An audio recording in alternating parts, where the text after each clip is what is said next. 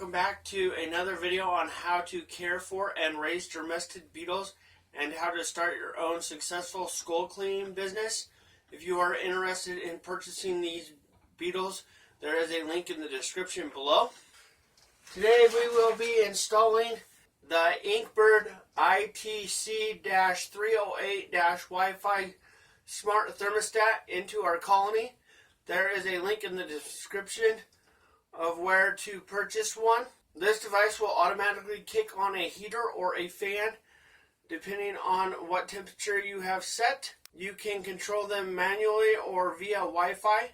There are links in the description below to those videos. This will also push a notification to your phone to let you know that your temperatures are out of range.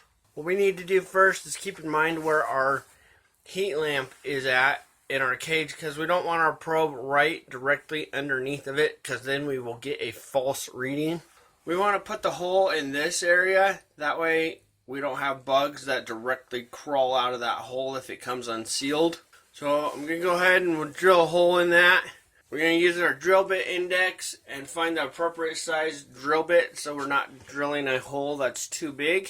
We have our hole right here.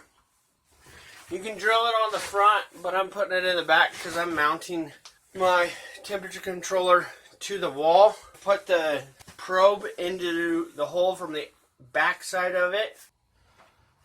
And there it is. There it goes. So I went ahead and just pulled through, and we'll lay that down in the bedding and stuff. We're going to go ahead and caulk that hole in case they try to crawl up the temperature probe wire, which they probably will. They're bugs, and we don't want them to get out. So I put caulking around the hole there to seal that hole off. I put some on the back side. I'm going to screw this back in and continue hooking up everything. Now we have the temperature control mounted to the wall. We have the heat lamp plugged into the heating port. I went ahead and plugged this fan into the cooling control side of it so I could regulate the temperature if it got too hot. I was going to use that to regulate the humidity, but I'm not quite sure yet.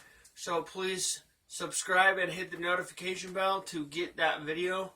If you're wondering how I made these cages, there are plenty of videos in the description on how to make these cages to get them ready for your skull cleaning business.